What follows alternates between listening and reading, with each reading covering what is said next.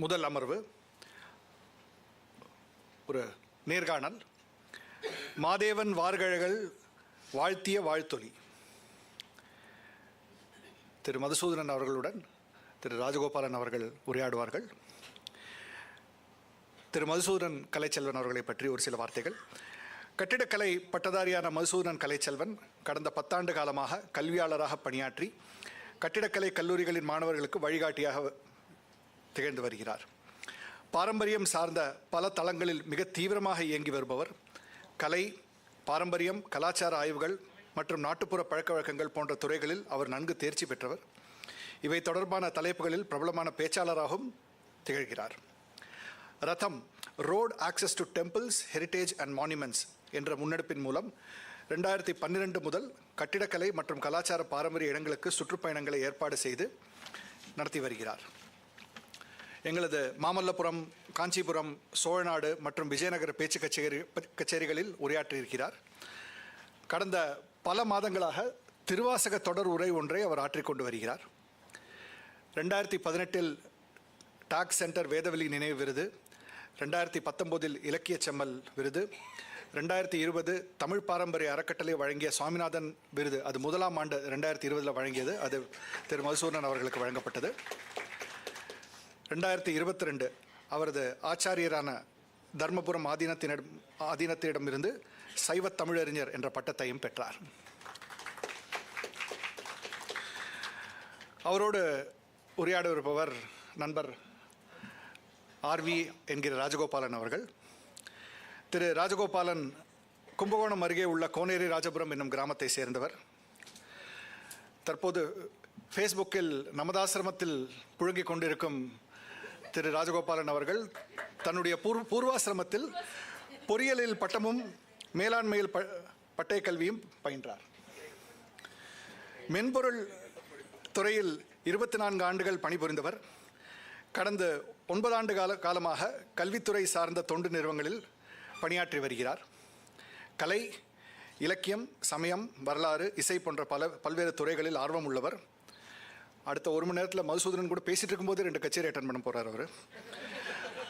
வராகமிஹிரா அறிவியல் மன்றத்தின் சார்பாக மதாந்திர அறிவியல் சொற்பொழிகள் மற்றும் மாணவர்களுக்கான கல்வி பட்டறைகளையும் ஒருங்கிணைத்திருக்கிறார். நமது தமிழ் பாரம்பரிய அறக்கட்டளையின் செயல்பாடுகளில் ஆர்வத்துடன் பங்கு கொண்டு வருகிறார். Over to you. தென்னாடுடைய சிவனை போற்றி. நன்றி கிஷோர்.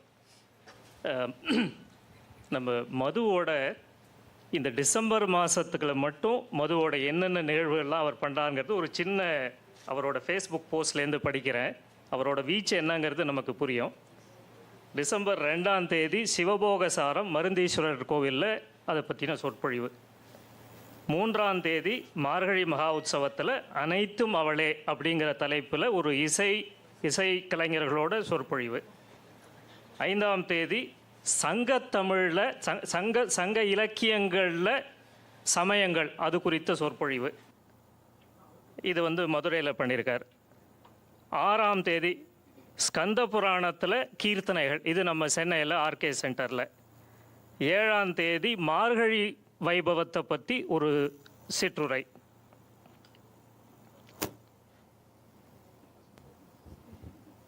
அதுக்கப்புறம் 9ஆம் தேதி சிவபோகசாரம்.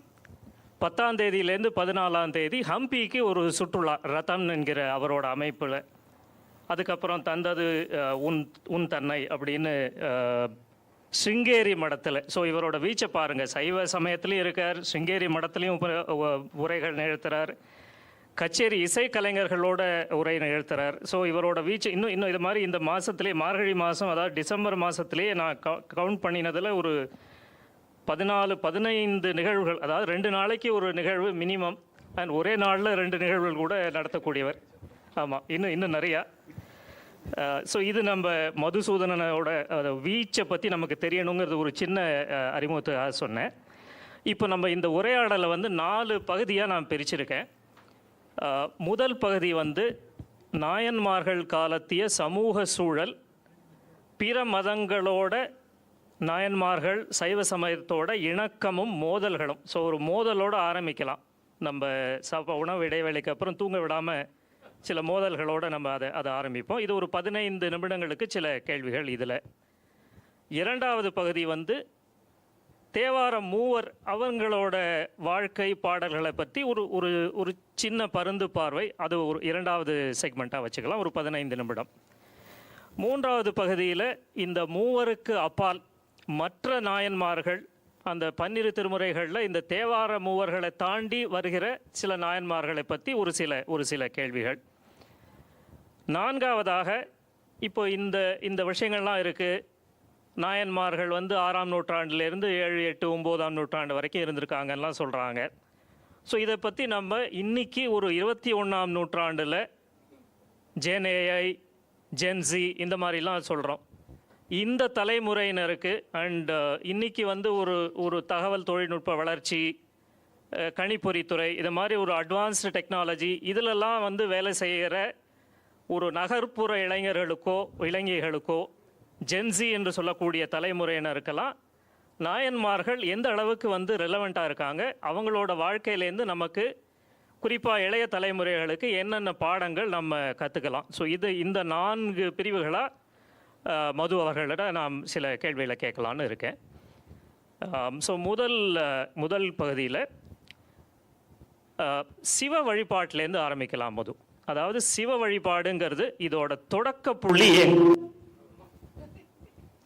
சிவ வழிபாட்டோட தொடக்க புள்ளி, அதாவது நம்ம வந்து இப்போ வேத காலம் சொல்கிறோம், சிந்து சமவெளி நாகரிகம்லாம் சொல்கிறோம். சிந்து சமவெளி நாகரிகத்துக்கு முன்னால் சிவ வழிபாடுகளோட கூறுகள் எங்கேயாவது இருந்திருக்கின்றனவா? அது சம்பந்தப்பட்ட இலக்கிய சான்றுகளோ கல்வெட்டுகளோ இல்லை வேறு படிமங்களோ ஏதாவது கிடைத்திருக்கின்றனவா? இது ஒன்று. அதாவது வேத காலத்துக்கு முற்பட்ட சிவ வழிபாடு, அப்படியே வேத காலம், அதிலேருந்து தொடர்ந்து சைவ சித்தாந்தம் வந்து சித்தாந்தமாக உருப்பெற்று நாயன்மார்கள் வரைக்கும் ஒரு ஒரு ஒரு பருந்து பார்வையாக நீங்கள் இதை வந்து கொஞ்சம் சொன்னீங்கன்னா நல்லாயிருக்கும். புழியர்கோன் வெப்பொழித்த புகலியர்கோன் கடல் போற்றி, ஆழிமிசை கல்மிதப்பில் அணைந்த பிரான் அடி போற்றி, வாழி திருநாவலூர் வந்தொண்டன் பதம் போற்றி, ஊழிமலி திருவாதவூரர் திருத்தாள் போற்றி. எல்லோருக்கும் வணக்கம். எல்லாம் வல்ல இறைவனுடைய திருவருளை முன்னிட்டு இவரோடு சேர்ந்து ஒரு பேட்டிக்களத்தில் சமராட தயாராகிறேன். அவர் கேட்டிருக்கிற முதல் கேள்வி ஒரு 6, 7, 15 மதிப்பெண்களுக்கான ஒரு நீளமான கேள்வி. முழுக்க எவ்வளோ முடியுமோ நினைவில் இருக்கிறத சொல்கிறேன். அடிப்படையாக சைவம் என்ற அந்த சப்தம் சிவம் என்பதிலிருந்து பிறக்கிறது. திருமூலருடைய திருமந்திரம் எனக்கு தெரிஞ்சு சைவம் என்பதற்கு என்ன விளக்கம்ங்கிறத ஒரு 2 மதிப்பெண்களுக்கான கேள்விக்கு விடை போலே சொல்லியிருப்பார். சைவம் சிவனுடன் சம்பந்தமாவது. எதெல்லாம் சிவபெருமானோடு சம்பந்தப்பட்டாலும் எதெல்லாம் சிவனுடைய உடைமையாகிறதோ அதெல்லாம் சைவம். அப்படி சொல்லிட்டோம்னா ஒரு சைவனுடைய பார்வையில் உலகத்திலே இது அது இவர் அவர் என்ற பேதம் இல்லாமல் எல்லாம் எல்லோரும் சைவம் சைவர்கள். இந்த நெறியிலே ஒருத்தன் உணர்ந்து கொண்டு ஆம் நான் சைவன் என்ற கதிக்கு உயருவதுதான் வாழ்க்கையினுடைய பயன் அப்படின்னு எடுத்துக்கிறோம். இப்போ மெக்சிகோ நகரத்தில் யாரோ ஒருத்தர் இருக்கார், அவருக்கு ஏதோ ஒரு நம்பிக்கை இருக்கலாம், அவர் ஏதோ ஒரு மத சார்பு இருக்கலாம், இறை நம்பிக்கை இல்லாமல் இருக்கலாம். ஆனால் சைவ கோட்பாடு அவரும் சைவர் தான். அதை அவர் இன்னும் உணரலை, அவ்வளவுதான். அதனால தான் இங்கே சைவ சமயத்தினுடைய எளிமைத்தன்மைக்கும் பரந்துபட்ட பார்வைக்கும் எல்லாரையும் அணைத்து செல்லக்கூடிய ஒரு நிலை சைவத்தில் காலம் தொட்டு இருந்து வருவதற்குமான காரணம் எல்லாமே சைவம்ங்கிற ஒரு அடிப்படை புரிதல்லேருந்து ஆரம்பிக்குது. சைவம் சிவனோட சம்பந்தம், சிவபெருமான் தன்னை எல்லாத்தோடையும் சம்பந்தப்படுத்தி தான் வச்சிருக்கார். அதை உணராதவைகளாக இருக்கிற வரைக்கும் தான் சைவன் இல்லை நினைத்து கொண்டிருக்கிறான் அப்படிங்கிறது மத கோட்பாடு. அந்த விதத்தில் சிவசம்பந்தம் இல்லாத பொருள் இல்லை, சிவசம்பந்தம் இல்லாத ஆட்களே இல்லை என்ற அளவில் தான் இங்கே பார்க்கிறோம். அதனால தான் இன்னைக்கு கூட தொகையடியார்கள் பற்றி சொல்லும் போது அப்பாலும் அடி சார்ந்தார் அடியாருக்கும் அடியேன். சமய வரலாற்றில், இந்திய சமய வரலாற்றில் இந்த அளவுக்கு ஒரு பார்வை 7ஆம் நூற்றாண்டில் 8ஆம் நூற்றாண்டில் சுந்தரர் சொல்றார். 8ல் சுந்தரர் சொல்றார். அவர் இது சொல்றாருன்னா அவருக்கு முன்னாடியே இந்த எண்ணம் இருந்திருக்கணும். எனக்கு தெரிந்து இந்த பாரத தேசம் இந்த 3 வேந்தர்களால் ஆளப்படும் தமிழ் வழங்கும் பூமி, இங்க இருக்கிறவங்க எல்லாரையும் நான் பட்டியலில் சேர்த்துட்டேன். எனக்கு தெரியாமல் பூமி பந்தினுடைய மற்றொரு புறத்தில் யாரோ ஒரு சைவர் இருக்கலாம். இன்னைக்கு இல்லைன்னா 100 வருஷம் கழிச்சு உருவாகலாம். அவரும் சைவர், அவருக்கும் நான் அடியவன் என்ற பொருள்பட அப்பாலும் அடி சார்ந்தார்னு ஒரு விஷயத்தை முதல்ல அறிமுகப்படுத்துறார்.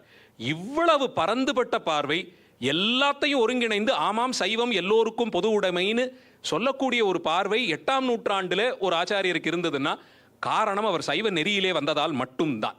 அந்தபடிக்கு சிவத்தோடு சம்பந்தம் இல்லாத ஒரு காலம்ங்கிறதே எந்த உயிருக்கும் கிடையாதுன்னு சைவ சித்தாந்தம் நம்புகிறது. அந்த அளவில் பார்த்தோம்னா வரலாற்று ரீதியாக இப்போ எடுத்துக்கிட்டு பார்த்தோம்னா இந்த சிவத்தோடு இருக்கிற சம்பந்தத்தை எப்போதிலிருந்து பழக்க வழக்கத்திலும் வழிபாட்டு மரபுகளில் நம்பிக்கைகள் எல்லாம் எப்போ கொண்டு வரோம்னு பார்த்தோம்னா சிந்து சமவெளி ஒரு ஒரு ஒரு இண்டெக்ஸ் மாதிரி வச்சிடுறோம். இப்போ வேத காலம் அதை தொடர்ந்து வந்ததுங்கிற மாதிரி இருந்தது உங்களுடைய கேள்வி. ஆனால் சில அறிஞர்கள் ரெண்டும் சமமாகவே நடந்ததுங்கிற எண்ணம் உண்டு. இன்னும் சிலர் அதுக்கே முன்னாடி இப்படியெல்லாம் வேதப்படுகிறது.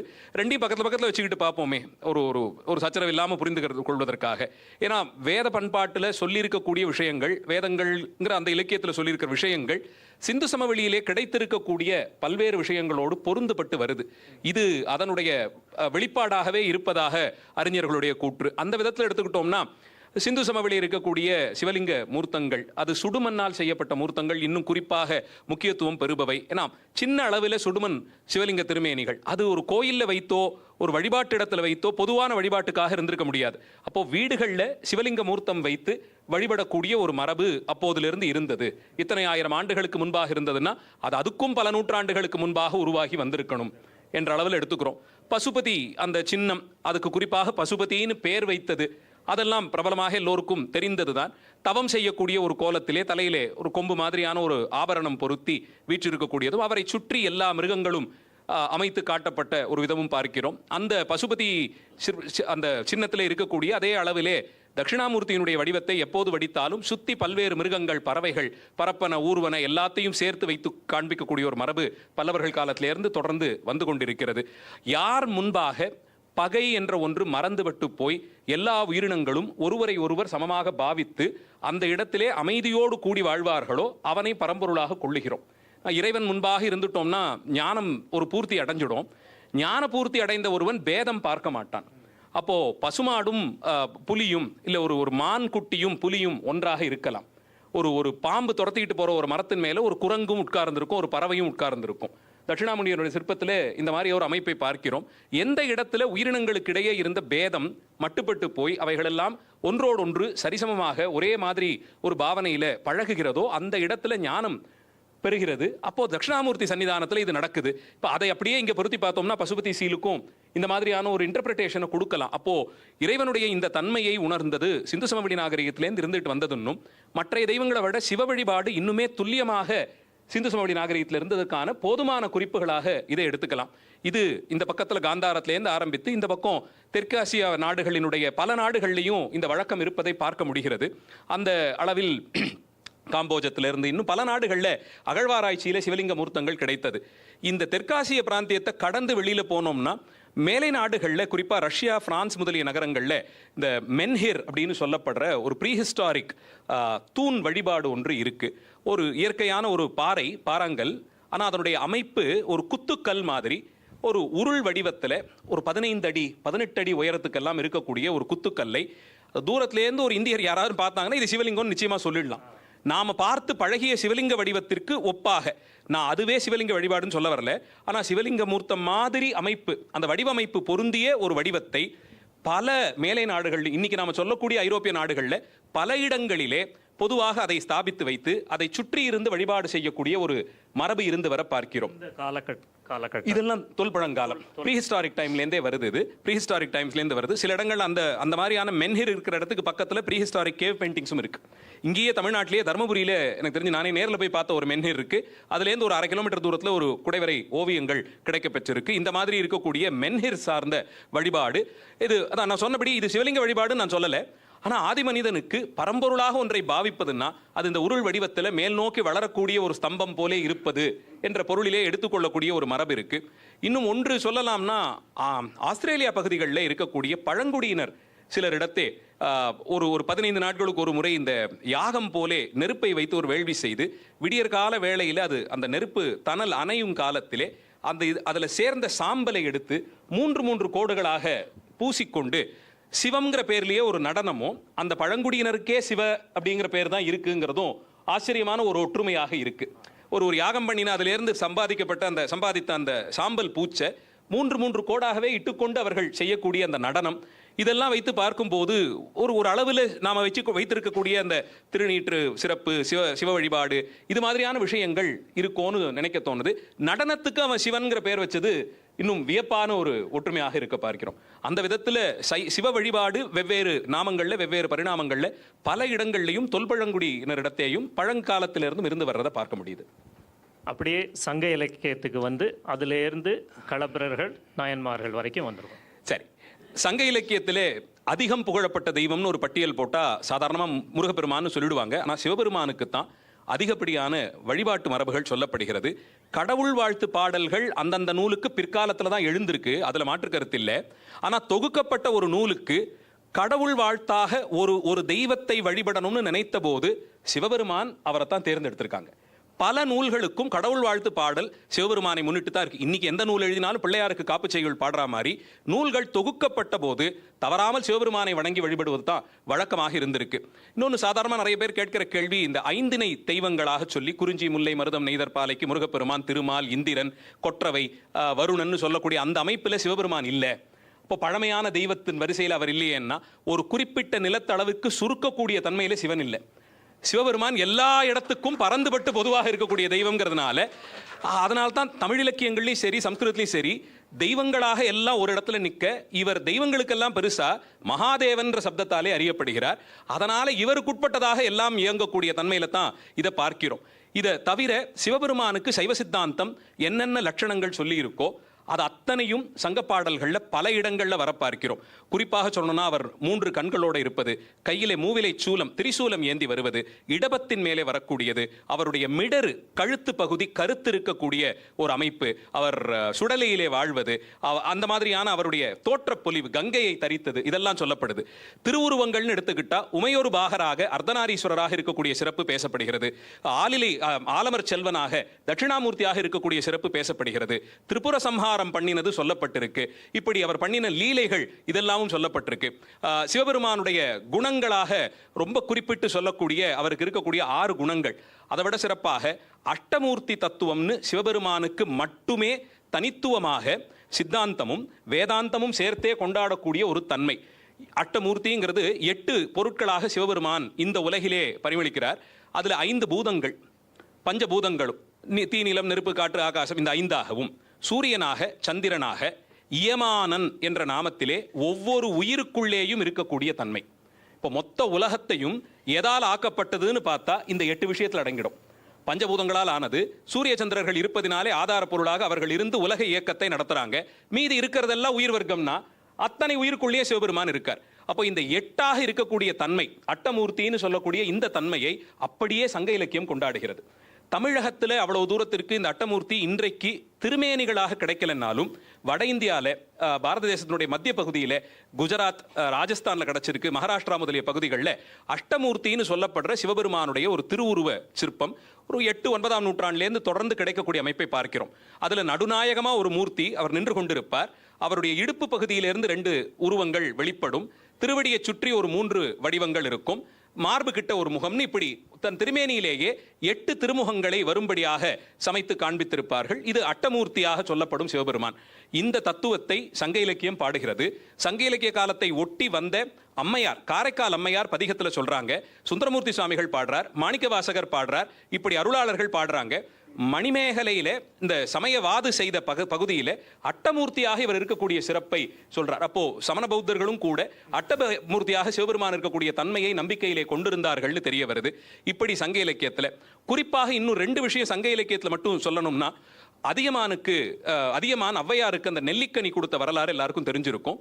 அந்த நெல்லிக்கனியை பெற்ற ஔவையார் அவனை வாழ்த்தும் போது சொன்ன அந்த வாழ்த்து பகுதி உள்ளபடியே நீங்களாம் கூட யாரையான போய் வாழ்த்தணும், குழந்தைகளை வாழ்த்தணும், இல்லை 60ஆம் கல்யாணம் ஆகிறவங்களை கூட வாழ்த்தணும்னா இந்த பாடலை எழுதி அவங்களுக்கு கொடுங்க. அற்புதமான ஒரு சங்கத்தமிழ் மரபார்ந்த வாழ்த்து இதுதான். அந்த அதியனுடைய பெருமையை பார்த்து, ஆயுசு 100 கொடுக்கக்கூடியது அந்த நெல்லிக்கனி, அதை இப்போ நீ எங்கிட்ட கொடுத்துட்ட, அதனால நான் அதை வச்சுட்டு வாழ போறேன், அப்போ உனக்கு அது கிடைக்கணுமே, என்ன பண்ணலாம்னு யோசித்த இந்த தமிழ் மூதாட்டி அந்த நெல்லிக்கனி பண்ணும் சிறப்பை ஔவை பாட்டியின் தமிழும் பண்ணும். அதனால இவள் மனதார வாழ்த்தினாள், நீயும் வாழணும். எப்படின்னா, இந்த கரிய மணிமிடற்று ஒருவன் போல மன்னுக பெருமை நீயேன்னு வாழ்த்தினான். சிவபெருமானை போலே இந்த நெத்தி நிறைய திருநீர் பூசி, நெற்றி சந்திரபிரன் மாதிரி இருக்கக்கூடிய அந்த திருநீர் பூசிக்கொண்டு கரிய மணிமிடறு கொண்ட சிவபெருமான் போலே நீயும் வாழ மன்னுக பெருமை நீயே, உன்னுடைய பெருமை மன்னா சிவபெருமான் உள்ள காலந்தனையும் வாழட்டும்னா. அப்ப ஔவையாருடைய எண்ணம் சிவபெருமான் காலம் கடந்தவர், அப்ப அதியனுடைய பெருமையும் காலம் கடந்து இருக்கும். குறைந்தபட்சம் 2000 வருஷம்னு வச்சுக்கிட்டா இன்னைக்கு மத்தியானம் இப்போ உட்காந்து அதியனுடைய பெருமையை பேசுறோம். சிவபெருமான் இன்னும் இருக்கார், அதியனுடைய பெருமையும் பேசப்படுகிறது. ஔவையாருடைய வாழ்த்து பலிச்சுது. மற்றொன்று, கோயில்கள் சிவபெருமானுக்கு இருந்ததை பற்றிய குறிப்புகளும் கிடைக்குது. அது குறிப்பா நான் விரும்பி சொல்ல வேண்டிய ஒன்று, மலைபடுகடாம்னு சொல்லக்கூடிய கூத்தராற்றுப்படை 10 பாட்டு நூலிலே அந்த நூலினுடைய பாட்டுடை தலைவனாக இருக்கக்கூடியவன் செங்கன் மாத்துவேள் நன்னன் சேய் நன்னன் என்ற மன்னன். அந்த நன்னன் சேய் நன்னன் பெரும் சிவபக்தனாக இருந்ததற்கான ஒரு சான்று. அவன் ஆட்சி செய்த அந்த பகுதியிலே சேயாற்றங்கரையிலே ஒரு கோயில், அது மலை மேலே இருந்ததாகவும் அந்த கோயிலே குடிகொண்டிருந்த தெய்வத்தை காரியுண்டி கடவுள் என்று வழங்கியதாக சொல்லப்படுகிறது. அந்த காரியுண்டி கடவுளை நன்னன் சேய் நன்னன் போய் வழிபடுறான். காரின்னா விஷம், விஷத்தை பானம் பண்ணினவர் இவர் ஒருவர் தான், வேற யாருக்கும் அந்த பெருமை இல்லை. அதனால அவர் விஷத்தை பானம் பண்ணினவர், அந்த தெய்வத்தை அவன் வணங்கினான். அப்போ சிவாலயங்கள் இருந்தது தெரிய வருது. மதுரை காஞ்சி முதலிய நூல்களில் நடுநாயகமாக இருந்த கோயில் சிவபெருமானுடையதாகத்தான் பேசப்பட்டிருக்கு. அந்த கோயில்ல சுவாமி பிரதானமாக இருந்தார்னா, மதுரை காஞ்சியே அங்கிருந்த சமண தெய்வம் பௌத்த பெண் தெய்வத்திற்கான கோயிலை பத்தி சொல்லுது. மற்ற தெய்வங்கள் எல்லாம் சொன்னாலும் ஊருக்கு இலக்கணம் சொல்லும் போது நடுநாயகமாக இருந்து எந்த கோயில்ல காலங்காத்தால வேத ஒலி கேட்டதோ மங்களநாதம் கேட்டதோ அதெல்லாம் சொல்லும் போது அது சிவாலயமா தான் சொல்லுது. அப்ப இன்று வரை பாண்டிய நாட்டின் தலைநகரத்திற்கு நாயகராக இருந்து செந்தமிழ் சொக்கநாதர் தான் ஆட்சி செய்வது சங்க காலத்திலிருந்து தொடர்ந்து வரக்கூடிய ஒரு மரபாகவே பார்க்கிறோம். புலவர்கள் பலர், வெண்பூதியார்னு ஒரு புலவர் இருக்கார், அவர் பெயரே வெண்பூதியார். நெத்தி நிறைய திருநீர் பூசிட்டு இருந்தவர், அவ்வளவுதான். வெள்ளை பூதி. சுவாமி திரிபுர சம்ஹாரம் பண்ணின அந்த சிறப்பு, மன்மதனை தகனம் பண்ணினது, இதன் மூலமாக திருநீற்று சிறப்பு சொல்லப்படுது. இவர் தான் நீர் தனித்திருப்பவர், அதனால வெண்பூதியாருங்கிற பேரு. பேரையில் முருவலார்னு ஒரு புலவர் இருக்கார். எயில்னா மதில் சுவர், மதில் சுவரை பார்த்து சிரித்தவர் சிவபெருமான் ஒருத்தர் தான். பேரெயில்ங்கிறது திரிபுரங்கள், 3 புறங்கள், முப்புறங்களையும் பார்த்து சிவபெருமான் சிரித்து அதை எரித்து முடித்தார். அது அப்படியே துணிக்கிற மாதிரி ஒரு பெயரோட ஒரு சங்க புலவர் இருந்திருக்கார், பேரையில் முருவலார். இன்னொரு புலவர் காஞ்சிபுரம் ஏகாம்பரநாத சுவாமி பேரை வைத்திருக்கிறார், மாமூலனார்னு அவருக்கு பேர். மானா மாமரம், அதன் மூலம்னா மாமூலம்ங்கிறது ஏகாம்பரநாதர். அந்த மாவடி மூலத்திலிருந்து தோன்றிய பெருமான், அதனாலே மாமூலனார். இப்படி காலம் தொட்டு சங்க இலக்கியத்தில் நினைவில் வர்றது மட்டும் சொல்றேன். இதெல்லாம் இதனுடைய சிறப்பாக நீங்கள் நிச்சயம் எடுத்துக்கலாம். சிவ வழிபாடு எவ்வளவு சிறப்பு பெற்றிருந்ததுன்னு தெரிய வருது. இது மணிமேகலை காப்பியத்தில் நமக்கு சொல்லக்கூடிய ஒரு சிறப்பு விஷயம். அந்த வாதி சைவவாதியாக வரார். அவர் ஆகமத்தினுடைய நிலையிலிருந்தே வெளிப்படுபவராகவே பார்க்கப்படுகிறார். அவர் இந்த எண்குணத்தான் என்பதும் பஞ்சபூதங்களுக்கு அதிபதியாக இருக்கக்கூடிய சிறப்பு இதெல்லாம் பேசுவார். சிலப்பதிகாரத்தில் மறைமுகமாக ஒரு சிறப்பு இடம் சிவபெருமானுக்கு கொடுத்திருப்பது கடைசியில் சேரமன்னன் பற்றி பேசுகிற வஞ்சிகாண்டத்தில் சொல்லும் போது, சேரமன்னனுடைய சபை கூடியிருக்கு, அன்றைய நாள் தொடங்கணும். இப்போ பல கோயில்கள்லேருந்து பிரசாதம் எல்லாம் வந்திருக்கு.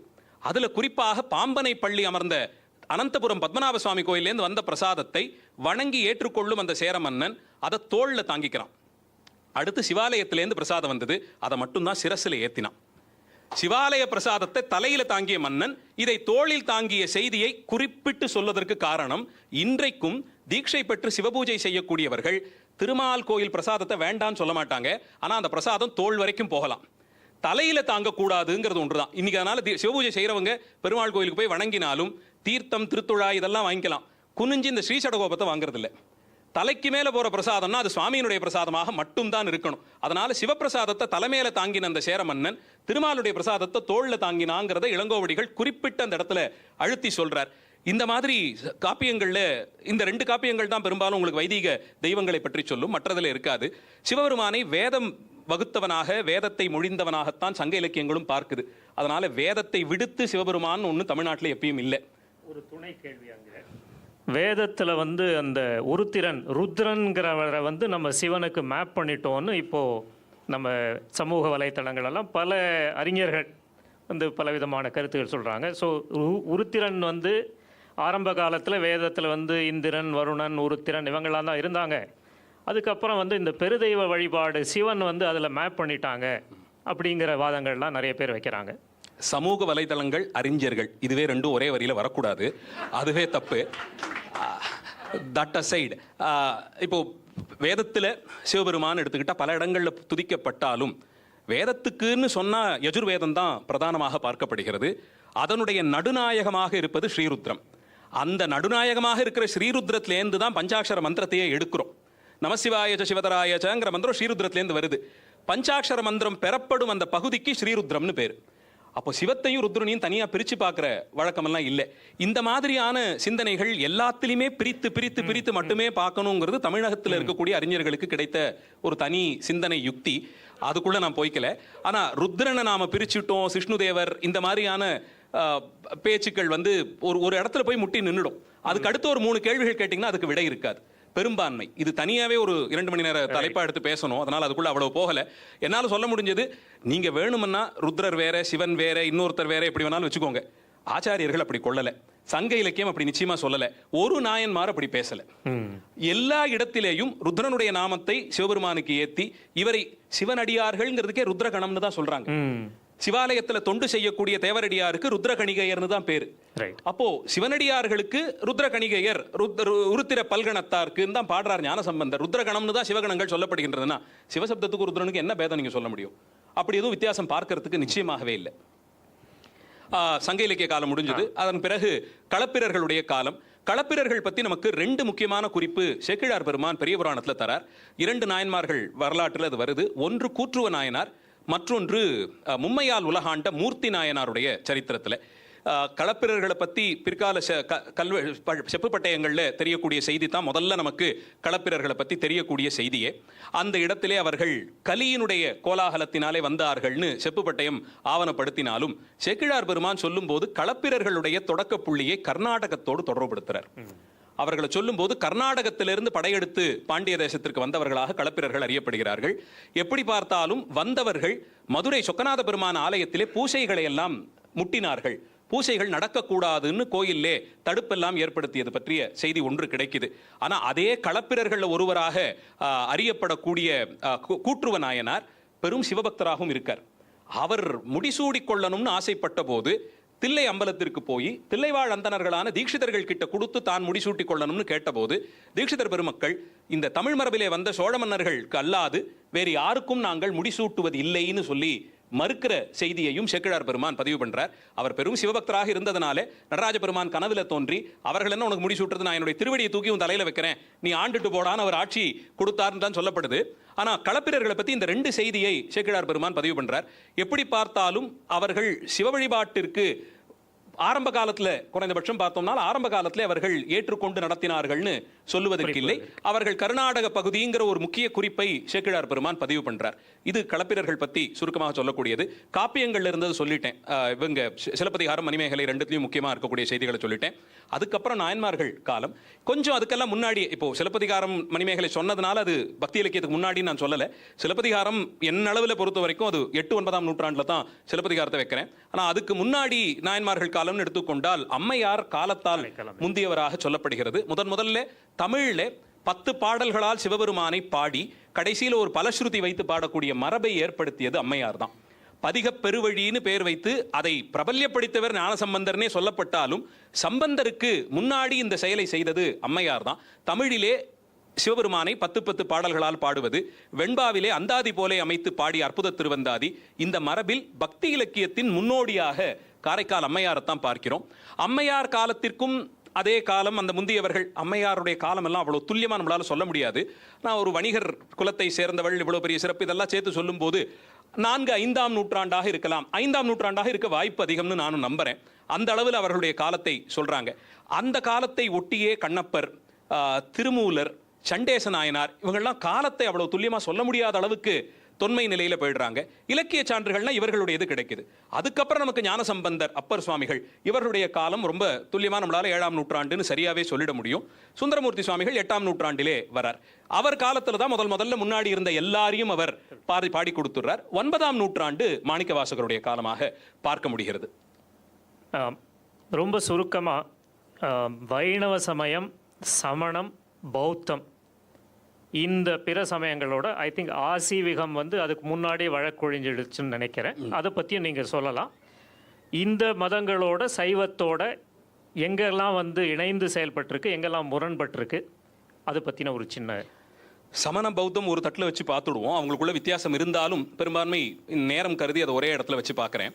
சிரமண சமயங்கள் வேத பாக்கியர்கள், வேதத்தை ஏற்றுக்கொள்ளாது அதை கண்டித்தவர்கள்ங்கிற அளவில் பார்க்கறதுனாலேயும் நாயன்மார் பெருமக்கள் முன்னெடுத்த சைவம் பரம வைதீக சைவ நெறியாக இருந்ததினாலேயும் அந்த காலகட்டத்திலே பெரும்பான்மையாக இந்த விஷயம் பரவி வந்த சமணர்களுடைய தமிழக தாக்கத்தை பற்றி நெல்லை சொக்கலிங்கம் அவர் பேசுவார்னு நினைக்கிறேன் கடைசி சொற்பொழிவில். எப்போதுலேருந்து ஏற்பட்டதுன்னா நமக்கு பொதுவாக இருக்கிற ஒரு எண்ணம், தமிழ் எப்போ வந்ததோ அப்போவே சமணர்கள் வந்துட்டாங்க, நம்மளே எழுதிட்டோம். சமணர்கள் எழுத்துப்பிழையோடு எழுதிய கல்வெட்டிலேருந்து ஆரம்பித்து பார்த்தோம்னா ரொம்ப பிற்காலத்தில் தான் தமிழோடு அவர்கள் இணைகிறார்கள். இப்போ ஞானசம்பந்தர் அப்பர் சுவாமிகள் காலத்தில் தான் கொஞ்சம் கொஞ்சமாக அவங்க உள்ள வர ஆரம்பித்து அரசன் வரையில் போய் சேர்ந்திருக்கக்கூடிய காலம். அந்த காலச்சூழலில் இந்த ரெண்டு பெரியவங்களும் வராங்க. அதில் அப்பர் சுவாமிகள் வட தமிழகத்திலேயும் காவேரி தேசத்திலேயும் இருந்த சமண தாக்கத்தை ஒடுக்கிறார். தென்பாண்டி நாட்டிலே ஞானசம்பந்தர் அதே பணியை செய்கிறார். வேத பாக்கியர்களாக இருந்ததினாலே வேதத்தை ஏற்றுக்கொள்ளாமலும் கண்டித்தும் வந்த அந்த மரபிலே இவர்கள் தங்கள் மதத்தை பிரச்சாரம் பண்ணி வர, அப்போது இருந்த அந்த சமூக அமைப்பு கெட்டுவிட்டால், ஒரு சரியான வழிகாட்டி இல்லாமல் இருந்து வந்த அந்த மரபு சிதைந்து போய்விட்டால் அரசு முதலியவைகளும் பட்டுப்போகும், மக்களுக்கும் அது சிரமமா போயிடுங்கிற பல்வேறு காரணங்களாலே இவர்களுடைய முன்னெடுப்பினாலும் இறைவனுடைய திருவருளினாலும் அடியார்கள் எடுத்துக்கொள்வது சில விஷயங்கள் எல்லாம் நடந்ததாக பார்க்கிறோம். எப்படி பார்த்தாலும் பொருந்தி போகல. ஞானசம்பந்த பெருமானுடைய அவதார காரணமே இதுதான்ங்கிற அளவில் தான் அவருடைய வாழ்க்கை வரலாறு இருக்கு. பெரிய புராணத்தில் ஒரு பாதி ஞானசம்பந்தர்னா, ஞானசம்பந்தர் புராணத்தில் ஒரு பாதி இல்ல பெரும்பாதி அவர் சமண பௌத்த மதங்களை கண்டித்த செய்திகளே நிறைய வரும். அவருடைய வாழ்க்கையில பெரிய பகுதி அதுதான். அவர் பிறப்புக்கு காரணத்தை சேக்கிழார் முதல்ல சொல்லும் போதே 3 காரணங்கள் சொல்றார். வேத நெறி தழைத்தோங்க, வைதீக தர்மம் நல்ல சீர் பெறணும், அதிலே மிகு சைவத்துறை விளங்க. அந்த வேத மரபுக்கு நிறைய துறைகள் உண்டு, அதுல சைவத்துறை சிறப்பு பெறணும், சிவனடியார் பெருமை நீடித்து இருக்கணும், பூத பரம்பரை பொலியன்னு 3 காரணங்கள் சொல்லித்தான் சேக்கிழார் ஆரம்பிக்கிறார். இந்த 3 தான் அவதார நோக்கம்னா சமண பௌத்தர்களை கண்டிப்பது தான் நோக்கமாக இருந்தது. ஆனா சுவாமிகளுடைய வாழ்க்கை வரலாறு எடுத்து பார்த்தோம்னா வலிய போய் சும்மா போற சமணனை கூட்டிட்டு வந்து எதுவும் பண்ணல, எந்த இடத்துலையும் பண்ணல. தென்பாண்டி நாட்டிற்கு அவர் வரணும்னு சொல்லி அழைக்கப்பட்டது மங்கையர்க்கரசியாராலே. மங்கையர்க்கரசியார் பாண்டிய நாட்டின் அரசியாக இருந்தவள். அங்கே ஏற்பட்டிருந்த இந்த கலகங்கள், தமிழ் மரபு அது அழிந்துபட்டு போகிறது, சிவாலய வழிபாடு வைதீக நெறி எல்லாம் முட்டுப்பட்டு போகுது, இது இப்படியே இருந்தால் நாட்டு நன்மைக்கு இது கேடு விளைவிக்கும்னு சொல்லி அந்த அம்மையார் சம்பந்தரை அழைத்துட்டு வராங்க. இப்போ இந்த கதைகள் அத்தனைக்கும் அடிப்படை ஆதாரம் சேக்கிழார் கொடுத்ததுதான். ஏன்னா இந்த கதை முடிய போற இடம் சமண கழுவேற்றம். சமண கழுவேற்றத்தை பத்தி எல்லாரும் பேசி முடிச்சாச்சு. ஆனா அதை முதல்ல பேசுறவர் சேக்கிழார். அப்ப அதைத்தான் எடுத்துக்கிட்டு நாம பேசணும். அந்த அளவுல பார்த்தோம்னா சமணர்கள் மதுரையிலே ஒரு மாதிரி ஆக்கிரமித்து இருக்கக்கூடிய ஒரு சூழ்நிலை, மன்னனை கைப்பாவையாக வைத்திருந்த ஒரு காலம். அப்போ ஞானசம்பந்தர் மதுரைக்கு வரார். அவருடைய மதுரா விஜயம் அப்பதான் நடக்குது. வந்தவர் நேரடியா போய் சமணர்களோட வாதம் பண்ணல, போனவனை கூப்பிட்டு பிரச்சனை பண்ணல, ஒண்ணுமே இல்லை. ஆனைமலையில இருந்து மதுரைக்கு வெளிப்புறத்தில் இருக்கக்கூடிய மலை, அந்த குகையில இருந்து சம்பந்தர் கோலாகலமாக மதுரைக்குள்ள வரக்கூடிய நிலையை பார்த்த போதே இவர்களுக்கு கதி கலங்கி போகுது. அவர்களுடைய அருக தெய்வன் இருக்கக்கூடிய அந்த அசோக மரம் பட்டு போனதாகவும் அவனுக்கு மேலே இருக்கக்கூடிய முக்குடை உடைந்து விழுந்ததாகலாம் கனவு கண்டோம்னு மன்னன் கிட்ட போய் சொல்லி புலம்புறாங்க. இப்ப இதை எப்படி சமாளிக்கலாம்னு பார்த்தா, இந்த குழந்தை வெளியில போனா மட்டும்தான் நல்லது. அவரை பார்த்துட்டதுனால நீங்க தீட்டுப்பட்டீங்க, அவரை பார்த்ததா நீங்க சொன்னதுனால நான் தீட்டுப்பட்டேங்கிறான். கண்டு முட்டு கேட்டு முட்டுங்கிற இந்த தீட்டு பழக்கத்தை அதிகப்படுத்தியது சமணர்கள். பார்த்த மாத்திரத்துல தோஷம், கேட்டாலே தோஷம்ங்கிற அளவில் இருந்தது சமணர்கள் பண்ணினதாக பார்க்கிறோம். அப்படி அந்த நிலையிலே சமணர்கள் வந்து அரசன் கிட்ட சொல்லி எல்லாம் புலம்பி கலகம் பண்ண, அன்று இரவோடு இதை முடிச்சுடலாம்னு சம்பந்தரும் அவர் அடியார்களும் தங்கியிருந்த அந்த மடத்திற்கு தீ வைக்கிறார்கள். அன்பு, எல்லா உயிர்களிடத்தையும் அன்புங்கிறது தான் கொள்கை முறையே, கொல்லாமைத்தான் பெரிய அறம்னு சொல்லக்கூடியவர்கள் அப்பாவிகளாக இருந்த பெண்கள், குழந்தைகள், பெரியவர்கள், சம்பந்த பெருமான் இவங்கெல்லாம், சம்பந்தரே அப்ப சின்ன குழந்தை, 12-13 வயது இருந்திருக்கலாம் அதிகபட்சம், அவரையும் சேர்த்து இரவோடு இரவாக எரிப்பதற்கு துணிவது இவர்கள் தான் முதல்ல. அந்த இடத்திலேயும் முதல்ல அவங்க ஏதோ மந்திரம் எல்லாம் பண்ணி பார்த்தார்கள் என்றும் அதெல்லாம் சரிப்பட்டு வராமல் போன போது நேரடியா போய் நெருப்பு மூட்டினாங்கன்னு பார்க்கிறோம். அப்போதுதான் சம்பந்த பெருமான் இந்த உயிர்கள் எல்லாம் பட்ட துன்பத்தை பார்த்து, இந்த சூடெல்லாம் அப்ப கூட சமணர்கள் கிட்ட போறோம்னு சொல்லல. எதிரியாக சமணரை அவர் பார்த்திருந்தா இந்த வெப்பம் முழுக்க சமணனுக்கு போட்டுமேன்னு சொல்லியிருப்பார். அதை சொல்லல. இப்படி ஒருத்தர் செய்யும் போதும் ராஜ்யபாரம் பண்றானே ஒருத்தன், இவ்வளவு பகைவர்களை கூடவே வச்சுக்கிட்டு ராஜ்யம் பண்ற அந்த அரசன் தான் தண்டிக்கப்படணும்னு சொல்லி இந்த வெப்பம் முழுவதும் கொஞ்சம் கொஞ்சமா போய் அந்த பாண்டிய மன்னனை சேரட்டும்னு சொல்லிட்டார். பையவே சென்று பாண்டியருக்காகவேன்னு சொக்கநாதர் இடத்தை விண்ணப்பம் வைக்கிறார். இவர்கள் வைத்த இந்த தீ மூளும் சுடர் பையவே சென்று பாண்டியருக்கு ஆகன்னு பாடவும் கொஞ்சம் கொஞ்சமா அந்த தீ போய் பாண்டியனை பற்றியது. வெப்ப நோய் தாக்குண்டான். அதன் பிறகு சமணர்கள் வந்து என்னென்னமோ வைத்தியம் பண்ணி பார்த்தாங்க, அதெல்லாம் ஒன்றும் சரியாகல. மங்கையர்க்கரசியார் ஞானசம்பந்தரை கூப்பிட்டு விட்டாங்க. அப்பதான் முதல்ல அரண்மனைக்கு போறார். போனவர் திருநீற்று பிரசாதத்தை கொண்டு போய் அவருக்கு இட்டுவிட்டு அவர் திருமேனி தணிக்கும்படியாக செய்தார். அப்ப சமணர்கள் உள்ள வந்து நாங்க வைத்தியம் பண்ணும்போது நீங்களும் வரக்கூடாதுன்னு சொல்ல, அந்த நேரத்தில் ஒரு போட்டிக்கு அழைத்தார்கள். இவன் உடம்பை பாதி கூறாக்கிப்போம், நாங்க ஒரு பக்கத்தை சஸ்தம் பண்றோம், நீங்க இன்னொரு பக்கத்தை சரி பண்ணுங்க, யாரோட மருந்துக்கு இவன் உடம்பின் எந்த பகுதி குளிருதோ அவர்கள் ஜெயித்ததாக கொள்ளலாம்னு மன்னனை குறுக்க போட்டு வச்சுட்டு ஒரு போட்டி. இதுல சம்பந்தர் அதையும் ஏத்துக்கொண்டார். ஏன்னா எல்லாம் சொக்கநாதர் அருள்னு நினைச்சுக்கிறார். அந்த விதத்துல அங்கத்தான் மந்திரமாவது நீர் பதிகம் பாடி சொக்கநாதருடைய திருநீற்றை இடது பக்கம் முழுக்க இட்டு விட்டார். சமணர்கள் அவர்களுக்கு தெரிந்த மயில்பீலி வைத்தியம் தீர்த்தத்தை தெளிக்கிறதெல்லாம் வலது பக்கத்திற்கு செஞ்சாங்க. சொல்லவே வேண்டியதில்லை, சொக்கநாதர் திருநீர் செய்த அற்புதம் மன்னனுடைய இடது பாகம் குளிர்ந்தது. அப்ப அந்த பக்கத்துக்கும் அதே மருந்து பண்ணுங்கன்னு அவனே கேட்க அவன் உருபெற்று எழுந்தான். சமணர்கள் அப்ப வந்து வாதம் பண்றாங்க, நாங்க பண்ணி வச்ச மருந்து நீ கடைசியா வந்து கொஞ்சம் திருநீரை பூசினதுனால சரியாயிடுமா, நாங்க இவ்வளவு நேரம் பண்ணதுதான் இதுல பிரதிபலிச்சதுன்னு அவங்க சொல்ல, இந்த சண்டை பெருசாக போன போது வாதம் பண்ணலாம் வான்னு கூப்பிட்டது சமணர்கள். அந்த வாதத்தை அனல்வாதம் புனல்வாதமாக பண்ணலாம்னு சொன்னது சமணர்கள். அனல்வாதத்திலே தீயிட்டு அவர்கள் இட்ட அந்த சுவடி எல்லாம் எரிந்து போக திருநள்ளாற்று பதிகத்தை சம்பந்தர் வைத்த போது அது எரியாமல் காப்பிட்ட பதிகமாக பச்சை பதிகமாக நின்றது. அதையும் பார்த்தாங்க. சரி, அந்த தோல்வியோடு ஒத்துக்கலாமான்னா வா புனல்வாதமும் பண்ணி பார்த்துடலான்னு கூப்பிட்ட போது அஸ்தினாஸ்தி முதலிய சமண வாக்கியங்களை எழுதி அவர்கள் இட்ட அந்த ஏடு வைகையிலே அடித்து கொண்டு போக ஞான சம்பந்தர் மங்களம் பெருகட்டும்ங்கிற எண்ணத்துல வாழ்கன்னு எழுதி தொடங்கினர். இல்லைன்னு சொல்றது எப்படி, வாழ்கன்னு சொல்றது எப்படி? மங்கள சொல்லாக வாழ்க அந்தனர் வானவரானினம்னு அந்த அரசன் ஓங்கட்டும் நாடு செழிக்கட்டும்னு அவர் எழுதி இட்ட ஏடு எதிர் சென்று போய் நின்றது. குலச்சிறையாருங்கிற அந்த அமைச்சர் அதை போய் எடுத்துக்கிட்டு வரார். சரி, இப்படியே போயிட்டு இருந்தா எப்படி, போட்டிக்கு என்ன முடிவு, தோற்றவர்களுக்கு என்ன கதின்னு கேட்டதுக்கு முன்னாடியும் சமணர்கள் யாரு தோல்வி அடைகிறோமோ அவர்கள் கழுவேறணுங்கிற விதியை சொன்னதும் அவர்கள் தான். கழுவேறணுங்கிற விதியை சொன்னதே அவங்க தான். அப்ப தோத்து போயிட்டா நியாயத்துக்கு கழுவேற வேண்டியது தானே. அவர்கள் கழுவேறினார்கள். இந்த கழுவேற்றத்தில் சம்பந்தருக்கு எந்த பங்குமே கிடையாது. மதுரையில நுழைந்ததிலேந்து இதுவரைக்குமான எல்லா விஷயங்களையும் பதிகந்தோறும் வைத்து ஆவணப்படுத்தி கொடுத்திருக்கார். பெரும்பான்மை சம்பந்தரோட பதிகங்கள்ல வரலாற்று செய்திகள் ரொம்ப பார்க்க முடியாது. ஆனா மதுரை பதிகங்கள் முழுக்க வரலாற்று ஆவணம். அவர் ஆனைமாமலையில இருந்து இந்த சமணர்கள் பார்த்ததிலேந்து தொகுத்துக்கிட்டு வரார். அத்தனை செய்திகளை சொல்லிட்டு வரார். ஒரு காட்சிக்கும் ஒரு பதிகம் இருக்கு. எல்லாத்தையும் சொக்கநாதர் கிட்ட விண்ணப்பம் பண்ணி தான் ஜெயிச்சுக்கிட்டு வரார். நிறைவாக இந்த இடத்துல கழுவேறிய விஷயத்தை அவர் பேசவே இல்லை. அவர் சொல்லல. சேக்கிழார் தான் முதல்ல இதை பதிவு பண்றார். ஏன்னா கழுவேற்றத்துக்கு இவருக்கும் சம்பந்தம் இல்லை. இதெல்லாம் நடந்து முடிஞ்சது. சமணர்கள் தானாக போய் கழுவேறினார்கள். இன்னொன்னு, சமணர்களுக்கு உடலை வருத்தி கொள்வதோ பட்டினி கிடந்து உயிர் துறப்பதெல்லாம் புதுசு கிடையாது. தோற்றதுனாலே அவர்கள் கழுவேறினார்கள், மாண்டு போனார்கள். அதோடு முடிஞ்சது. அவ்வளவுதான். சேக்கிழார் தான் இதை முதல்ல பதிவு பண்றார். அப்ப சமண கழுவேற்றம் பத்தி பேசணும்னா சேக்கிழார் சொல்றதை வச்சுக்கிட்டு தான் பேசணும். இது குறித்து வேற வரலாற்று தகவல்கள், கல்வெட்டுகளோ இல்லை ஓலைச்சுவடிகளோ இலக்கியம் சேக்கிழாரை தவிர சமணர்கள் அவங்களோட குறிப்புகள் தவிர வேற சமணர்கள் இப்படி ஒரு விஷயமே நடக்கலன்னு சொல்லிட்டாங்க. ஓகே, அவர்கள் பக்கத்துல இந்த மாதிரி ஒரு ஆவணமே இல்லை. அவர்கள் ஒரு காலத்துல இந்த மாதிரி விஷயம் ஒண்ணு நடந்ததாகவே இல்லைன்னு அவங்க சொல்லிடுறாங்க. பெரிய புராணம் சேக்கிழார் தான் முதல்ல இதை பேசுறவர். அதுக்கப்புறமா ஒரு 15ஆம் நூற்றாண்டுக்கு அப்புறமா, அதுக்கு முன்பாக இது குறித்த எந்த தகவல், எந்த செய்தி நம்பியாண்டார் நம்பிகள் சொல்லிடுறார். இங்க தாராசுரத்துல நாம பார்க்கக்கூடிய அந்த நாயன்மார்கள் புடைப்பு சிற்பம் இருக்கு இல்லையா, அந்த வரிசையில சமண கழுவேற்றம் காட்டப்பட்டிருக்கு.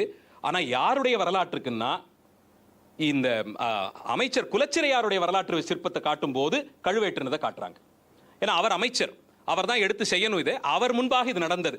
ரொம்ப சரியா சொல்லணும்னா தாராசுரம் தெற்கு சிவத்துல தட்சிணாமூர்த்தி சிற்பம் இருக்கும். அதுக்கு கீழே அந்த ஒரு இரும்பு படி வச்சிருப்பாங்க. அந்த படி கடைசியா முடிகிற இடத்துல பாத்தீங்கன்னா இந்த சிற்பம் இருக்கும். அங்க போனா பார்க்கலாம். கழுவிலே இவர்கள் ஒரு 3-4 கழுவை காமிச்சு அந்த கழுமரத்துல இவர்கள் உட்கார்ந்து இருப்பாங்க. குலச்சிறையார் ஒரு பக்கத்துல இருந்து அதை பார்ப்பார். அமைச்சர் அத முடிவு சேக்கிழாருக்கு அப்புறம் தான் இல்லையா, அதுக்கு முன்னாடி சேக்கிழாருக்கு முன்பாக நம்பியாண்டார் நம்பிகள் சொல்றாரு. நம்பியாண்டார் நம்பிகள் சொல்றாருன்னு நினைக்கிறேன். அது மட்டும் பார்க்கணும். ஏன்னா வரலாறு அதிகமா ஒரு அளவுக்கு முக்கியமான விஷயங்கள் எல்லாம் பேசினது நம்பியாண்டார் நம்பிகள் தான். இருந்தால் அவர் ஒருத்தர் சொல்லி இருக்கலாம், அதை மட்டும் நாம் பார்க்கணும். மற்றபடிக்கு அதை தவிர வேற யாருமே சொல்லல. இவருக்கு அப்புறமாகவும் இதை பிரபலமாக்கியதுன்னு பார்த்தா நாயக்க மன்னர்கள் காலத்துல வரைந்த ஓவியங்கள். திருக்கோயில்கள்ல கூட வேற எங்கேயும் சிற்பங்களாக இதை பார்க்க முடியாது. நாயக்க மன்னர்கள் எடுத்த கோயில்கள்ல பல ஓவியங்கள்ல இதை பார்க்கலாம். திருப்படைமருதூர் அந்த கோபுர ஓவியத்துல நிறையவே இருக்கும். மதுரையில 64 திருவிளையாடல்கள் ஓவியத்துல வந்துருது. பரஞ்சோதி முனிவர் திருவிளையாடல்ல இதை சேர்த்துடுறார். இவர்களுக்கு சம்பந்தர் அந்த நீட்டு கொடுத்தது இதெல்லாத்தையும் சேர்க்கும் போது இதெல்லாமும் சொல்லிடுறார். இந்த அளவுல பிற்காலத்துல இது அப்படியே வழக்கத்துல இருந்துட்டு வருது. சம்பந்தர் பற்றி இன்னும் ஒரு முக்கியமான குற்றச்சாட்டு வைக்கிறது வந்து அவரோட பாடல்களில் அமணர், தேரர், சாக்கியர் அண்ட் ஒரு பாடலை வந்து எல்லாரும் சொல்கிறது வந்து பெண்களை வந்து இதெல்லாம் பண்ணலாம், ஒரு வன்முறைக்கெல்லாம் ஆளாக்கலாங்கிற மாதிரிலாம் பாடியிருக்காருன்னெல்லாம் சில குற்றச்சாட்டுகள் வைக்கிறாங்க. விமர்சனம்னு சொல்லுங்க, குற்றச்சாட்டுன்னு சொல்ல வேண்டாம், விமர்சனம்னு சொல்லலாம். விமர்சனம் நீங்கள் சொல்கிற பாட்டு மதுரை பதிகத்திலே வரக்கூடியது தான். சொக்கநாத பெருமானிடத்தே வெற்றி பெற வேண்டும்னு வேண்டி பாடிய போது இந்த சாக்கிய பேய்களை கற்பழிக்க திருவுளமேன்னு ஒரு வரி வரும்.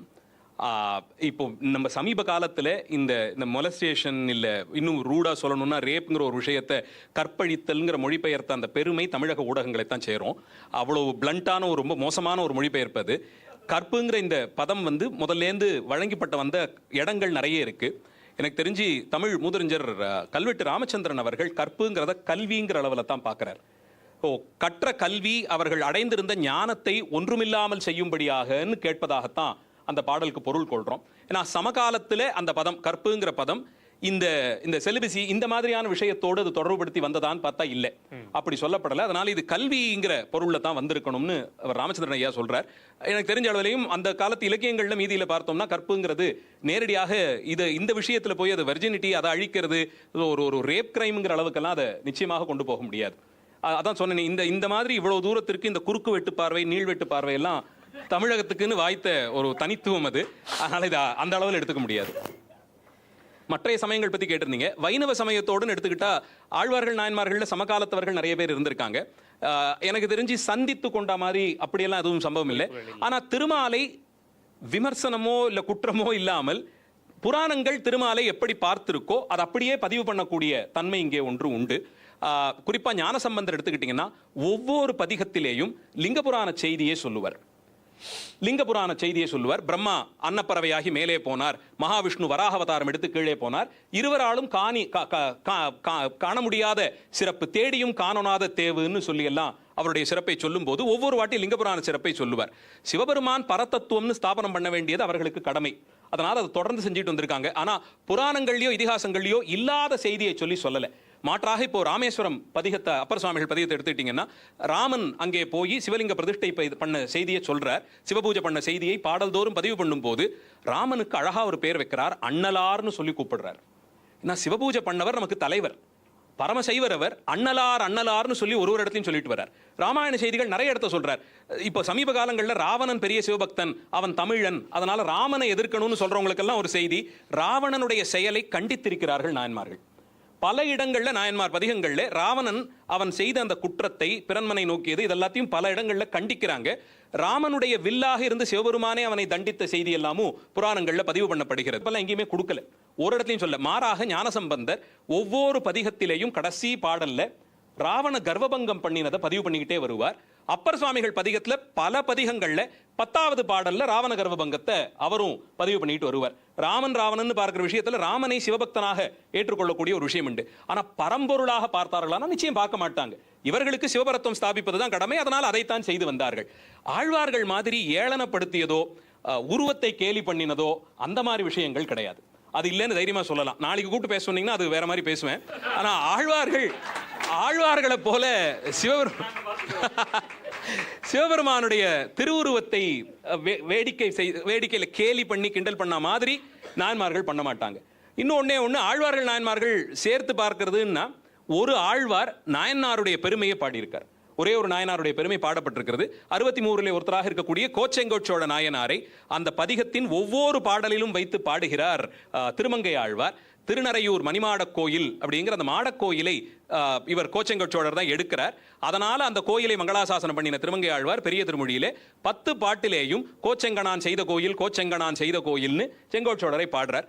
மற்றையபடிக்கு நாயன்மார்கள் சம்பந்தம்னு பார்த்தா ஒரு இடத்துல தொண்டரடி பொடி ஆழ்வார் அப்பர் சுவாமிகளுடைய வார்த்தையை அப்படியே எடுத்துக்கிறார். உள்ளுவார் உள்ளிற்றெல்லாம் உடனிருந்து அருதி என்னும் வெள்கிப்போய் என்னுள்ளே நான் விலவரச் சிரித்துட்டேனேங்கிறது. அதாவது மனசுக்குள்ளே சுவாமி இருக்கார், சிவபெருமான் இருக்கார்.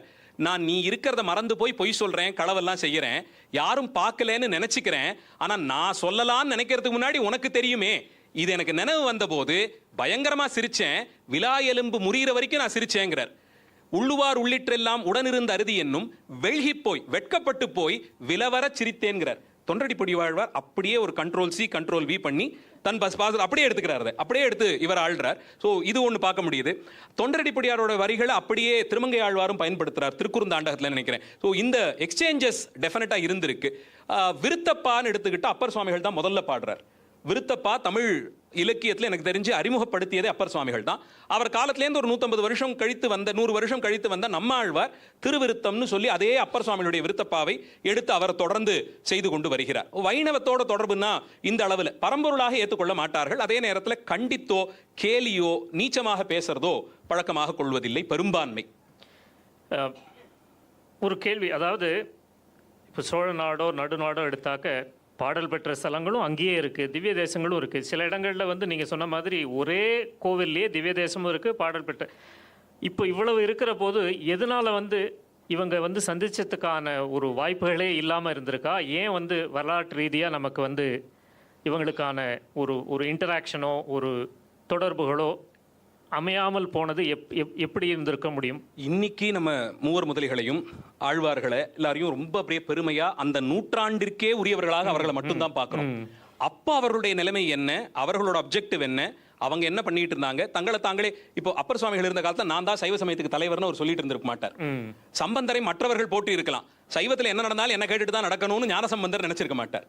அதனால அந்த நான் தான் சைவத்துக்கு ரெப்ரசன்டேட்டிவ்னு போய் வாங்க எல்லாரும் ஒரு சதஸ்ல உட்காரலான்னு ஆழ்வாரை கூப்பிட்டு வச்சுட்டு பேச வேண்டிய அவசியம் எல்லாம் அவங்களுக்கு இருந்திருக்க முடியாது. இவங்க அருளப்பட்டவர்கள்னு பார்க்கிறோம். அவங்களுடைய பணி மக்களிடையே அதுவரையில் எட்டாது இருந்த தூரம் வரைக்கும் போய் அங்க பேசக்கூடிய மொழியில பேசி அந்த சமய கோட்பாடுகளை சொல்லி, இறைவன் ரொம்ப எளிமையானவன், இருந்த இடத்துல நீங்க செய்து கொண்டிருக்கிற பணியிலே எந்த குலமோ என்ன மொழியோ எப்படி இருந்தாலும் அவனை அடைவதற்கு உங்களுக்கு யோக்கியதை இருக்குங்கிறத தான் பரப்ப வேண்டியது அவர்கள் பணியாக இருந்ததே தவிர வாங்க உட்கார்ந்து பேசலாங்கிற மாதிரிலாம் இல்லை. தி அதர் ஹேண்ட் வைணவ குரு பரம்பரையில் பின்பழகிய பெருமாள்ஜியர் எழுதிய 6000 படி குரு பரம்பரை பிரபாவம்னு ஆச்சாரியருடைய வாழ்க்கை வரலாறுலாம் தொகுக்கிற பகுதியில் திருமங்கை ஆழ்வார் வாழ்க்கை வரலாற்றில் சர்வ நிச்சயமா வரலாற்று சான்றுகள் எதுவுமே இல்லாத ஒரு பகுதியை சேர்த்திருக்கிறாங்க. அது அவர்களுடைய கற்பனையில் உதித்த ஞானசம்பந்தரும் திருமங்கை ஆழ்வாரும் சந்தித்து கொண்ட ஒரு காட்சி. அதிலே திருமங்கை ஆழ்வார் அவர் திருவாலி திருநகரியில் பிறந்தவர், சம்பந்தர் சீர்காழி, ஒரு 3 பஸ் ஸ்டாப் தான் ரெண்டுத்துக்கும் வித்தியாசம். இவர் இங்கே வரும்போது சீர்காழி தலத்திற்கு ஞானசம்பந்தர் வந்தார்னும், ஞானசம்பந்தருக்குரிய திருமங்கை ஆழ்வார் சீர்காழிக்கு வந்தார்னும், திருமங்கை ஆழ்வாருக்கு இருந்த நாலுகவி பெருமாள்ங்கிற ஒரு விருதை அங்கே அவர்களுடைய அடியார்கள் ஓதிக்கொண்டு வந்தார்கள்னும், சம்பந்தருக்கு அப்போ அங்கே ஒரு மடம் இருந்ததாகவும், சம்பந்தருடைய அடியார்கள் நீங்க நாலுகவி பெருமாள்னு விருது சொல்லக்கூடாது, தமிழ்ல 4 வகையான கவி சொல்லுவாங்க, மதுர கவி, ஆசு கவி, சித்திரக்கவி, விஸ்தார கவின்னு 4 கவி, இந்த 4 கவியாக நீங்க சொல்ல முடியாதுன்னு சொன்னதாகவும், அப்போ ஒரு வாதம் ஏற்பட்டு ஞானசம்பந்தர் அவரை பார்த்து ஒரு குறள் சொல்லும், இருக்கிறதுல சின்ன அளவு குறள் தான், அந்த குறட்பாவில் ஒரு பாடல் பாடும்னு சொன்னதாகவும், திருமங்கை ஆழ்வார் ஒரு வரைக்கும் 7 0 8 0 வச்சு ஒரு குறளா இருநிலம் வேண்டி மூவடி மண்ண ஆரம்பித்து அந்த சீர்காழி தலத்தில் இருக்கக்கூடிய காழி சீராம விண்ணகரம் பெருமாளை பாடினார், ஒரு பதிகமாகவே பரப்பி பாடினார்னு ஒரு செய்தி ஒன்று பதிவு பண்ணியிருக்காங்க. திருமங்கை ஆழ்வார் பல்லவ மன்னர்கள் எல்லாம் பாடுறார், பரமேஸ்வர விண்ணகரம் எடுப்பித்த அரசனை பாடுறார், எப்படி பார்த்தாலும் அவங்க காலத்துக்கு அப்புறம் தான் வரணும். ஞானசம்பந்தர் நிச்சயமா அதற்கு ஒரு 100 ஆண்டு வித்தியாசமான 2 பேருக்கும் குறைந்தபட்சம் இருக்கணும். சம்பந்தர் 16 ஆண்டுகள் தான் இந்த உலகத்தில் எழுந்தருளி இருந்தாருங்கிறது பதிவு பண்ணப்பட்டிருக்கு. எப்படியுமே இந்த சந்திப்பு நடந்து கொண்டிருப்பதற்கு வாய்ப்பு இல்லை. இஃப் எனிதிங் நீங்க கேட்ட கேள்விக்கு 2 பேரும் சந்தித்துக்கிட்ட மாதிரி செய்தி இருக்கான்னா பின்பழகிய பெருமாள்ஜியர் பாடிய 6000 படி குரு பரம்பரையில் இந்த செய்தி வருது. ஆனா அது நிச்சயமா கற்பனை கதை தான். தேவார பாடல்களில் பயன்படுத்தப்பட்ட பண்கள், யாப்பியல் வடிவங்கள் பற்றி நீங்க சொல்லிட்டீங்க, பண்களை பற்றி சொல்லுங்க. பண்கள் தொன்மையான இசை மரபு, தமிழுடைய தொன்மையான இசை மரபை அப்படியே அடியார் பெருமக்கள் தொடர்றாங்க. சங்க இலக்கியத்திலேருந்தே நமக்கு பல இடங்கள்ல இந்த திணைக்கு இந்த பண், இந்த வாத்தியம் இதெல்லாம் கிடைக்கப்பெறுது. அந்த பண் அமைப்பு நிச்சயமா தேவார காலம் வரைக்கும் தொடர்ந்து வந்திருக்கணும். அதை அப்படியே கைகொள்கிறார்கள். இதெல்லாம் முடிச்சு இந்த பதிகங்களை இவர்கள் இந்த பண்ணில் தான் பாடினாங்கிறாங்கள அந்த கேள்விக்கு ஆச்சாரியர்கள் பண்ணில் தான் பாடியிருக்காங்க. பல இடங்கள்ல பண்களோட பேரையும் சொல்லியே பாடுறாங்க. இந்த தலத்துக்கு போனேன், இங்க இந்த பண் பாடப்பட்டது, திருவையாறுல இந்த பண் பாடி எல்லாரும் ஆடினாங்க, இந்த மாதிரி குறிப்புகள்லாம் அங்கங்க கொடுத்துட்டு போறாங்க. ஆனா அது அதுக்கப்புறமா எப்போ திருப்பியும் வருதுன்னு பார்த்தா, நம்பியாண்டார் நம்பிகள் இந்த பதிகங்கள் எல்லாம் தொகுத்த செய்தியே காலையில நம்மையார் விவரிச்சிருந்தாங்க.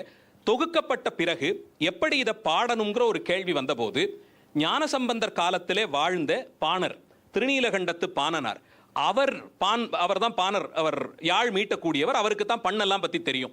அவர் குலத்திலே வந்ததாக ஒரு அம்மையார், சொக்கியார்னு அவங்களுக்கு பேரு, அவங்க எருக்கத்தம்புலியூருங்கிற தலத்திலே இருப்பதை அறிந்து நம்பியாண்டார் நம்பியும் ராஜராஜ சோழனும் இதை ராகப்படுத்தணும்னு நினைத்த போது அந்த அம்மையார்கிட்ட கொண்டு போய் கொடுத்து அவர்கள் அமைத்து கொடுத்த பந்தான் 1000 ஆண்டுகளாக தொடர்ந்து வருகிறதுன்னு இங்க எடுத்துக்கிறோம். எப்படி பார்த்தாலும் அந்த பண்ணமைப்பு இன்னும் தொடர்ந்து வருவது, சங்ககால பண்ணமைப்பு தொடர்ந்து வருவது பதிகங்களுக்கு மட்டும்தான். வைணவ நூல்கள் அதை இழந்து விட்டன. வைணவத்தில் இந்த பண் அமைப்புங்கிற விஷயமே இல்லாமல் போய்விட்டது. ஆழ்வார்கள் பண்களை பற்றி குறிப்பிடுறாங்க. மைவண்ணன் அருங்குஞ்சிங்கிற ஒரு பாசுரத்துல நைவளம், திருநந்தாண்டத்துல நினைக்கிறேன், திருமங்கை ஆழ்வார் நைவளம் ஒன்று ஆராயாள் நைவள பண்ணெல்லாம் பத்தி சொல்றார். நிறைய இடங்கள்ல பண்களை பற்றிய குறிப்பு வரும். ஆனால் அது இன்னைக்கு அங்க வழக்கத்துல இல்லாம போயிடுது. வைணவ இலக்கியத்துல சைவ ஓதுவார் மரபு தொடர்ந்து வர்றதுனால அது அப்படியே பின்பற்றி வரப்படுகிறது. அதோட ஒரு துணை கேள்வி, இப்போ நீங்கள் ஆழ்வார்களை பற்றி சொன்னதுனால இப்போ அங்கே வந்து அந்த உரையாசிரியர் மரபு வந்து தொடர்ந்து அது ரொம்ப சிலாகிச்சு நிறைய உரைகள் பிரபந்தங்களுக்கு எழுதியிருக்காங்க. சைவத்தில் உரைக்கு அந்த அளவுக்கு முக்கியத்துவம் இருந்ததா? ஆழ்வார்கள் அளவுக்கு வைணவ சமயத்து அளவுக்கு இங்கே இருந்திருக்கா? அதை பற்றி சொல்லுங்கள். வைணவ சமயத்து அளவுக்கு இருந்துதான்னு கேட்டால், இப்போ சைவ உரைகள்னு எடுத்துக்கிட்டோம்னா எனக்கு தெரிந்து முதல்ல ஞானசம்பந்தர் அந்த வாழ்க அந்தனர் வானவராணினம்னு சொன்னேன் இல்லையா, இந்த 7 விட்ட போது பாடிய பதிகம், அந்த பதிகத்தை குறிப்பிடுற பகுதியில் சம்பந்தர் புராணத்தில் சேக்கிழார் பெருமான் உரையாசிரியராக மாறிடுறார். அந்த பதிகம் 12 பாடல்கள் நினைக்கிறேன். சம்பந்தர் பாடின ஒரு பாட்டுக்கும் 2 பாட்டுல விளக்கம் கொடுத்துக்கிட்டு வரார் சேக்கிழார். முதல்ல எனக்கு தெரிந்து ஆச்சாரியருடைய பதிகத்திற்கு விவரித்து ஒரு விளக்கம்னா இங்கே தான் ஆரம்பிக்குது. சேக்கிழார் அதை சொல்லும் போது வாழ்கந்தனர் பாட்டுக்கு மட்டும் 2 பாட்டு வச்சு பாடுவார். அடுத்தடுத்து வர ஒவ்வொரு பாட்டுக்கும் உரை போலே கொடுத்துக்கிட்டே வரார். அதுதான் முதல்ல ஏற்படுது. ஆனா அப்போ 10-11ஆம் நூற்றாண்டிலேயே வைணவ மரபிலே இப்போ எனக்கு தெரிஞ்சு முதல்ல திருக்குறுகை பிரான் பிள்ளான் முதல் உரையாசிரியர், ராமானுஜருடைய சமகாலத்தவர். அவர் முதல்ல 6000 படின்னு திருவாய்மொழிக்கு ஒரு வியாக்கியானம் பண்றார். அதுக்கப்புறம் வந்தவங்க எல்லாருமே பண்ணியிருக்காங்க. நஞ்சியர் பண்றார், நம்பிள்ளை பண்ணினதை வடக்கு திருவிதி பிள்ளை ஏடுபடுத்துறார், அவர் பிள்ளை பெரியவாச்சான் பிள்ளை, வரிசையா வருது. அந்த மாதிரி ஒரு தொடர்ந்து வரக்கூடிய உரை மரபு இங்க இல்ல.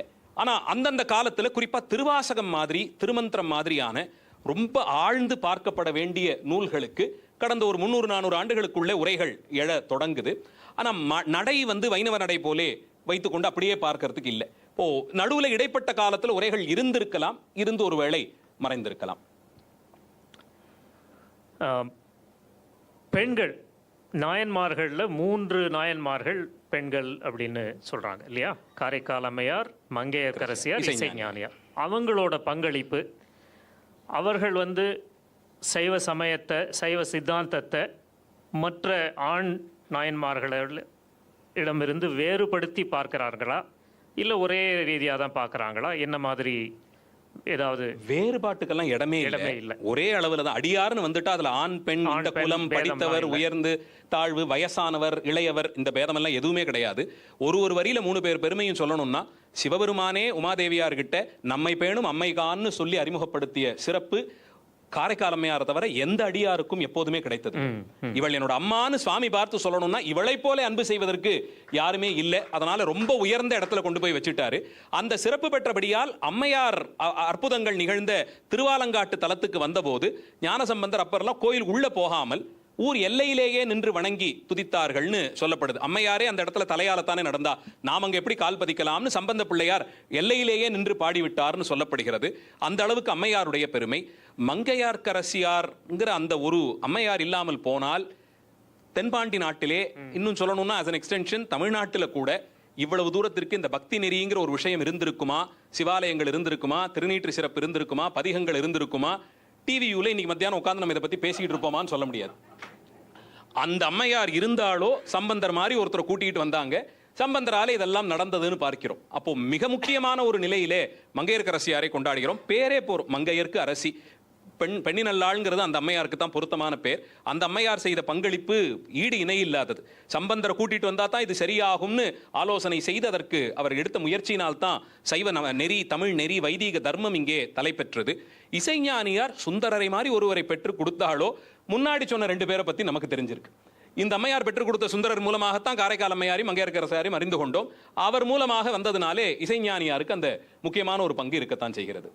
இவர்களுக்குள்ள பேதம் எல்லாம் நமக்கு எதுவுமே கிடையாது. எந்த இதுவும் இல்லை, எதுவுமே கிடையாது. 8ஆம் திருமுறையிலிருந்து 12ஆம் திருமுறை வரையில் அந்த தேவார மூவர்களை தாண்டி மற்ற நாயன்மார்களை குறித்து, அதிலிருந்து சில நாயன்மார்களை குறித்து சொல்லணும்னா யாரை பற்றி எல்லாம் குறிப்பிடு? மாணிக்கவாசகர் 8ஆம் திருமுறை முழுக்க, திருவாசகம், திருக்கோவையார், அழுது அடியடைந்த அடியார்னே சொல்லப்படுகிறார். சித்தாந்த தத்துவங்கள் தேவாரத்திலேயே வந்தாலும் கூட அதை ரொம்ப விரிவாக்கி பல இடங்கள்லையும் வைத்து பாடிய சிறப்பு மாணிக்கவாசகரை சேரும். அதனால தான் திருவாசகத்தை, திருவாசகம் பதிப்பிக்கப்பட்ட ஒரு புஸ்தகமே அச்சிட்டு இருந்தா சிவபெருமானுடைய திருவுருவத்துக்கு என்ன சிறப்போ அதே சிறப்பு அந்த திருவாசக நூலுக்கும் உண்டு. ஆறுமுக நாவலர் எழுதும்போது திருவாசகத்தையே பூஜை மண்டபத்தில் வச்சு சிவபூஜையை முழுக்க அந்த அந்த சுவடிக்கே செய்கிற ஒரு மரபையே வெளிப்படுத்துறார். அதுக்கே பாவனாபிஷேகம் பண்ணி நைவேத்தியம் பண்ணி தூபதீபம் கொடுத்து சிவபெருமானுக்கு என்னவோ அது அப்படியே திருவாசகத்துக்கு உண்டு. அதனாலே ஆகமச் செம்பொருள் ஆகமத்தின் ஞானபாதம் எதையெல்லாம் சொல்லுதோ அதை முழுக்க முழுக்க ஆய்ந்து சொன்னதாக திருவாசகத்தை கொண்டாடுகிறோம். அதற்கடுத்துன்னு சொன்னா சேரமான் பெருமான் கிடைக்கிறார். திருக்கைலாய ஞான உலா பாடியவர், அது திருமுறைகளிலே சேர்க்கப்படுகிறது. மற்றைய திருமுறை ஆசிரியர்கள் என்று எடுத்துக்கொண்டு பார்த்தால் கண்டராதித்த சோழர் திருமுறை ஆசிரியர், அவர் பாடுறார். அவர் பாடிய 11 பாடல்கள், தில்லை அம்பலத்தை பற்றிய 11 பாடல்கள் நமக்கு பதிகத்திலே திருமுறை தொகுப்பிலே வருகிறது. நக்கீரத்தேவநாயனார் அவர் பாடிய திருமுருகாற்றுப்படை ரொம்ப முற்பட்ட காலமாக இருந்தாலும் அது திருமுறையிலே சேர்க்கப்பட்டு தொகுப்பாக வைத்து அதுவும் கொண்டாடப்படுகிறது. நம்பியாண்டார் நம்பிகள் இதெல்லாம் தொகுத்தவர். அவருக்கு அருள் செய்த பொல்லாப்பிள்ளையார், இன்னும் நிறைய பேர். ஞான சம்பந்தருக்கு அத்தனை பதிகம் பாடுறார் நம்பியாண்டார் நம்பிகள். சம்பந்தரை வைத்துக் கொண்டு எவ்வளவு பாட முடியுமோ பாடியிருக்கார். அதெல்லாம் 11ஆம் திருமுறையிலே சேர்க்கப்படுகிறது. அது மாதிரி நிறைய பேர் வெவ்வேறு காலத்தில் பாடினது முழுக்க நமக்கு இந்த திருமுறையிலே 11ஆம் திருமுறையிலே சேர்க்கப்படுகிறது. சேந்தனார்னு சொல்லப்படுற அடியார், அவர் தில்லை நடராஜ பெருமானுடைய தேர் திருநாளிலே ஆருத்ரா தரிசன தேர் நின்ற போது அவர் பாடிய திருப்பல்லாண்டு கேட்டுத்தான் தேர் புறப்பட்டு சென்றதாக பார்க்கிறோம். கிட்டத்தட்ட பெரியாழ்வாருடைய சமகாலத்தவர். அப்படி சொல்லப்படுற சேந்தனாருடைய பாடல் திருப்பல்லாண்டு அது நமக்கு 9ஆம் திருமுறையாக சேர்க்கப்பட்டிருக்கு. உடனே கேட்டா இவங்க எல்லாரும் நினைவுக்கு வராங்க. 12ஆவதாக சைவநெறி தழைக்க செய்த சேக்கிழார் பெருமான், 12ஆம் திருமுறை பாடி கொடுத்த சேக்கிழார் பெருமான். இன்னும் 3 கேள்விகள். இப்போ நாயன்மார்கள் வரலாறு பாடல்கள் இவை குறித்த கல்வெட்டுகள், ஓவியங்கள், சிற்பங்கள், ஓலைச்சுவடிகள் இதெல்லாம் சேக்கிழார் காலத்துக்கு அப்புறம் இன்னி வரைக்கும் நமக்கு இந்த அளவுக்கு பாதுகாத்து கொடுத்துருக்குனாக்க இதுக்கான இந்த பணிகளெல்லாம் செய்தது மடங்கள், ஆலய வழிபாடு எப்படி இன்றைய வரைக்கும் இது வரைக்கும் நமக்கு நீங்கள் சொல்கிற மாதிரி இன்றைக்கி தமிழ் வர்ச்சுவல் யூனிவர்சிட்டியில் உட்காந்து பேசுகிறோன்னா இந்த அளவுக்கு நமக்கு கிடைத்ததற்கான காரணிகள் யாரெல்லாம் இதுக்கு கான்ட்ரிபியூட் பண்ணியிருக்காங்க? பலரும் நிச்சயமா பங்களிப்பு உண்டு. இதுக்கு முன்னாடி பேசிய பேராசிரியர் சங்கரநாராயணன் மற்றைய தேசங்களிலேயே எவ்வளவு தூரத்திற்கு நாயன்மார்களுடைய பெருமை கொண்டாடப்பட்டதுங்கிறத பற்றி ரொம்ப விரிவாகவே பேசினார். தமிழகத்தில் மட்டும் சொல்லணும்னா திருமுறைகளை பெரும்பாலும் கோயில்களில் வைத்து ஓதுவார் பெருமக்களால் தான் அது பாதுகாக்கப்பட்டது. அரசர்கள் புறந்திருந்தாலும் செல்வந்தர்கள் புறந்திருந்தாலும் ஓதுவா மூர்த்திகள்னு சொல்லப்படுற அந்த பழந்தமிழ் இசை மரபு, எனக்கு தெரிந்து சங்க இலக்கிய மரபு இன்று வரையில் பயின்று வரக்கூடிய ஒரே இசைவாணர்கள் ஓதுவா மூர்த்திகள் மட்டும்தான். வேற எங்கேயுமே இந்த மரபு இப்போது இல்லை. முழுக்க முழுக்க எல்லாமே மாறி போச்சு. ஓதுவா மூர்த்திகள் மட்டும்தான் பழந்தமிழ் இசை மரபிலே வரக்கூடியவங்க. அதனால தான் அந்த மரபிலிருந்து மாறி பதிகங்களை பாடக்கூடாதுங்கிறத அழுத்தி சொல்லிட்டு இருக்கோம். நீங்க எவ்வளவு பெரிய இசை மேதாவியாக இருந்தாலும் இந்த பதிகங்களினுடைய சிறப்பை இதே அமைப்பிலே இந்த பண்ணமைப்புல தான் பாடணும், அதை ரீமிக்ஸ் பண்றோம், அதை வேற மாதிரி மாத்திரோங்கிறதுக்கெல்லாம் இங்க இடம் இல்லைன்னு சொல்லி திரும்ப திரும்ப வலியுறுத்துவதற்கு காரணம், அதுல விழுந்து மக்கள் இந்த பழந்தமிழ் இசையை மறந்துட்டாங்கன்னா கடைசியா இருக்கிற ஒரே சாம்பிள் இதுதான். இதுவும் இல்லாமல் போய்விடுமோங்கிற ஒரு பயத்தினால தான். அப்படி ஓதுவா மூர்த்திகள் தான் அந்த பலுவை 2000 ஆண்டுகள் 1500 ஆண்டுகளாக குறைஞ்சபட்சம் சுமந்து கொண்டு சேர்த்த பெருமை அவர்களுக்கு தான். சோழ மன்னர்கள் காலத்தில் இது ரொம்ப பிரசித்தம் அடைகிறது. திருமுறைகள் தொகுக்கப்பட்டதாக அறியப்படும் 10ஆம் நூற்றாண்டு சோழ மன்னர்களுடைய முன்னெடுப்பில் ராஜராஜ சோழனாக தான் பெரும்பான்மை இருக்கணும். அவருடைய முன்னெடுப்பினாலே அது நடத்தப்படுகிறது. அதன் பிறகு அதுக்கு முன்னாடி நிச்சயமா இருந்திருக்கு. விண்ணப்பம் செய்வார்களை பற்றிய குறிப்புகள் நமக்கு அதுக்கு முன்னாடியே கிடைக்குது. திருவல்லம் கோயிலில் விண்ணப்பம் செய்யறது இருந்தது. திருப்பழனத்தில் ஆதித்த சோழன் காலத்திலேயே கண் பார்வை இல்லாத மக்கள், மாற்றுத்திறனாளிகள் திருப்பழனம் கோயிலில் விண்ணப்பம் செய்தது பற்றிய குறிப்புகள்லாம் வருது. இப்போ ராஜராஜ சோழனுக்கு முன்னாடி விண்ணப்பம் செய்வார்கள் இருந்திருக்காங்க, பதிகங்கள் பாடப்பட்டிருக்கு.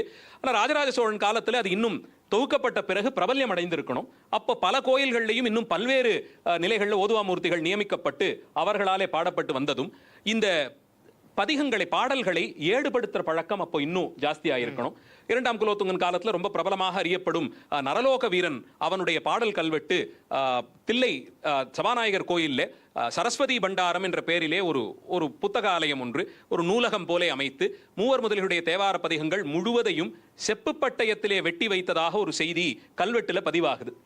இப்போ சமீபத்தில் ஒரு 2 வருஷத்துக்கு முன்னாடி சீர்காழி சடநாத சுவாமி கோயில் தேவஸ்தானத்திலே திருக்கோயில் திருப்பணிக்காக அந்த யாகசாலை அமைப்பிற்காக கோயிலின் தென்கிழக்கு மூலையிலே பள்ளம் தோண்டிய போது ஒரு 500 சொச்சம் செப்பு பட்டயங்கள் அதே 12ஆம் நூற்றாண்டை சேர்ந்த செப்பு பட்டயங்களே கிடைத்தது.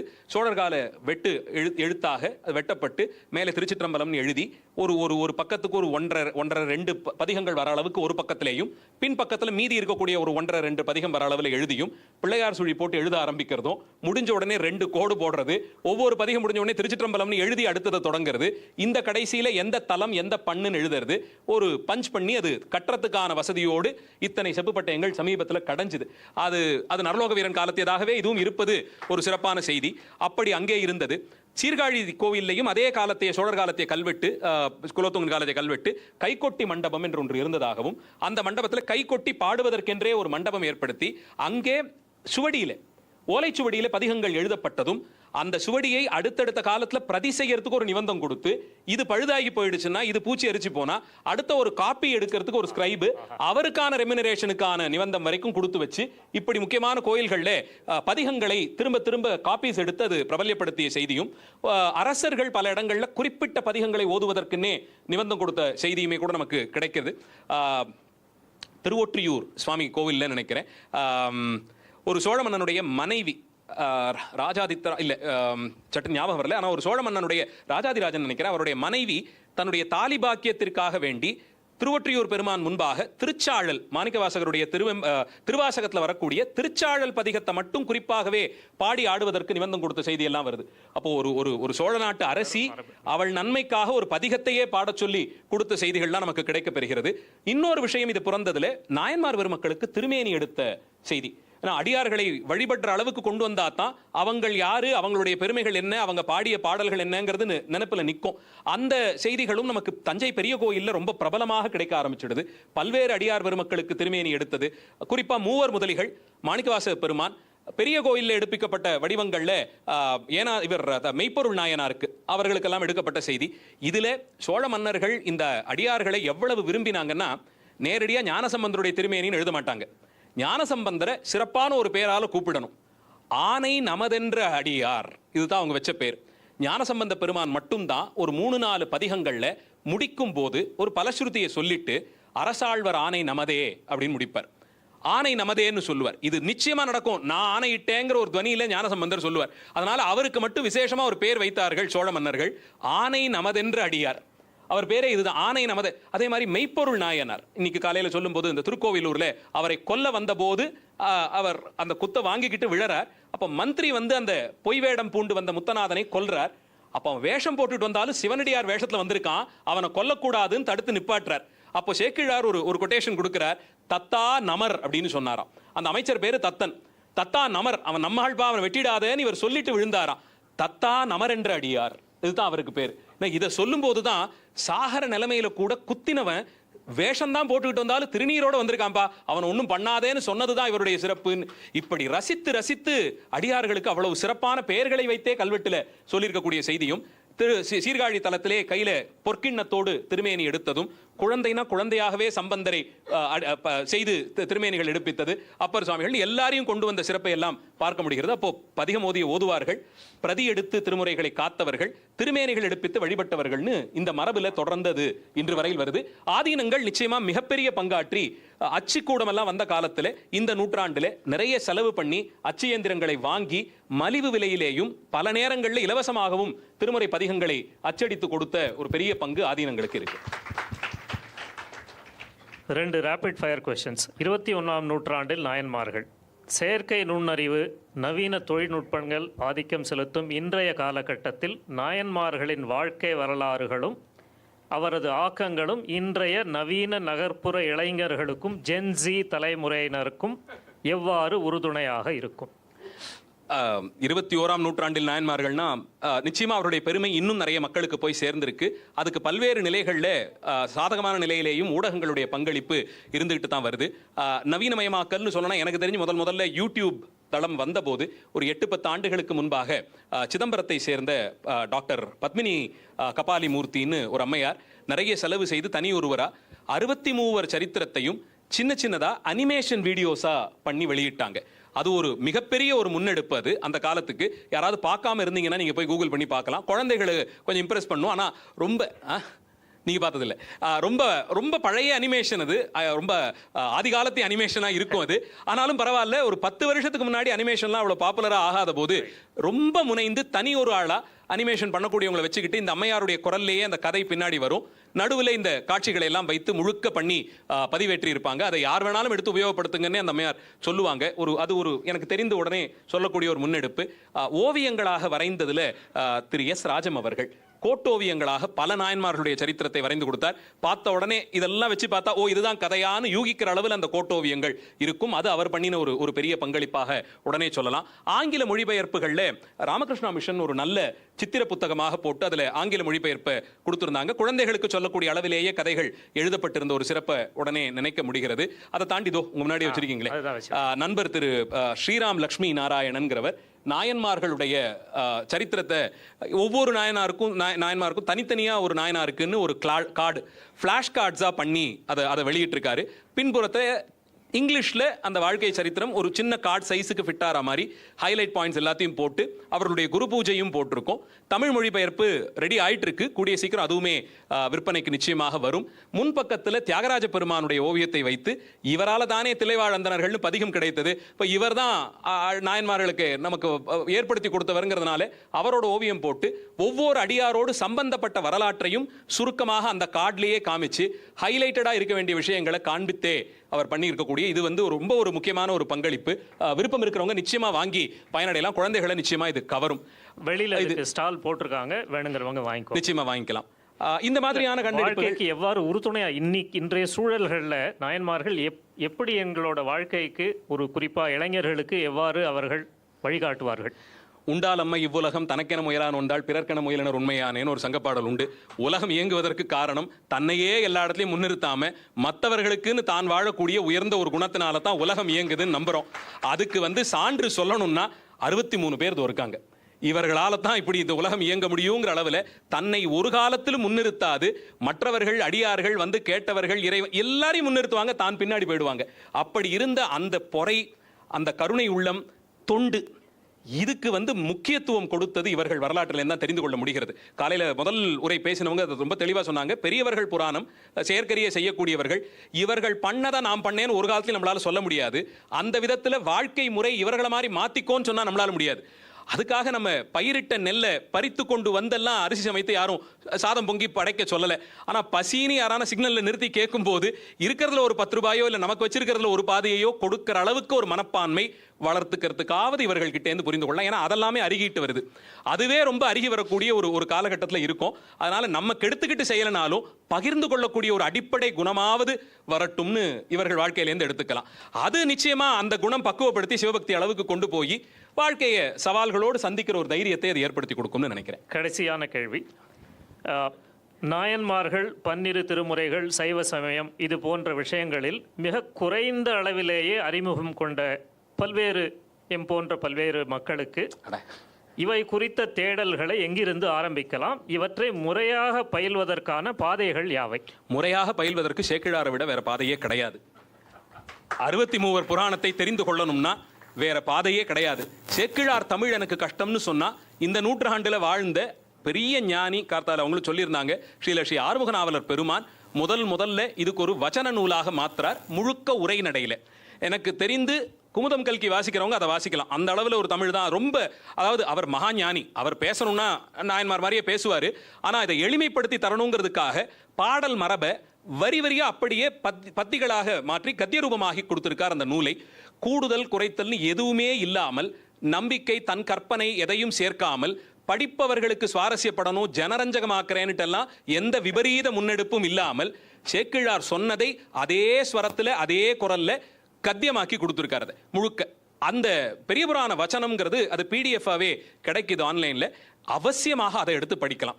அதுதான் இருக்கிறதுல most authentic work on the Nayanmar. நீங்க தொடங்கணும்னா அவர்கள் வரலாறு தெரிந்துக்கிறதுக்கு சேக்கிழார்ல கை வைக்க பயமா இருந்தா ஆறுமுக நாவலர்ல கை வைத்து அதை வாசித்து தெளிந்து அதற்கு பிறகு சேக்கிழார் கிட்ட வரலாம். அற்புதம், அற்புதம். தமிழ் பாரம்பரிய அறக்கட்டளைக்கு ஒரு விண்ணப்பம். நம்ம மதுவுக்கு நவயுக நாரதர் என்ற பட்டத்தை வழங்கணும் என்று. நாரதர் சிவபக்தர் தான், அதனால ஒன்றும் பிரச்சனை இல்லை. மூர்த்தி எல்லாம் வாழி எங்கள் மோன குரு வாழி அருள் வார்த்தை என்றும் வாழி அன்பர் வாழி பராபரமே எல்லாம் ஸ்ரீ தியாகராஜ கிருபை ஸ்ரீ தியாகராஜ மகாராஜோ விஜயதே ஆரூரா தியாகேச. நன்றி, வணக்கம். நன்றி நன்றி மதுசூதனன் கலைச்செல்வன். சைவ சமயம் பற்றி பொதுமக்களுக்கு இருந்த கேள்விகளை பற்றியும் அது பற்றி எழக்கூடிய ஐயங்களையும் சைவ சமயத்தை பற்றி ஏற்பட்டுள்ள விமர்சனங்களை பற்றியும் மிக பொறுமையாகவும் அதே நேரமும் ஆணித்தரமாகவும் கடந்த 1 மணி நேரமாக பதில் அளித்த திரு மதுசூதனன் அவர்களுக்கும் அவரோடு உரையாடிய திரு ராஜகோபாலன் அவர்களுக்கும் நன்றி. திரு மதுசூதனன் அவர்களை கௌரவிக்க பேராசிரியர் சுவாமிநாதன் அவர்களை மேடைக்கு அழைக்கிறேன்.